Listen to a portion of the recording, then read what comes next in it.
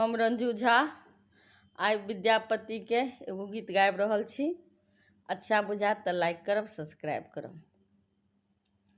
शिव हो उतरब पार कोनाए बेधेना, शिव हो उतरब पार कोने बेधेना, लोढ़ब कुसुम फूला तोरब बेल पाती, लोढ़ब कुसुम फूला तोरब बेल पाती, पूजब सदा शिव पूजब सदा शिव गौरी के संग कोने बेधेना, शिव हो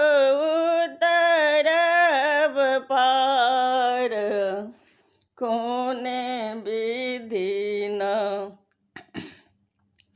नहीं केलहुँ जप तप नहीं केलहुँ दान, नहीं केलहुँ जप तप नहीं केलहुँ दान, तीन पन बीति गेल तीन पन बीति गेल करती में आन कोने बेधेना, शिव हो उतरब पार कोने बेधेना, बसहा चढ़ल शिव घूमत मसान, बसहा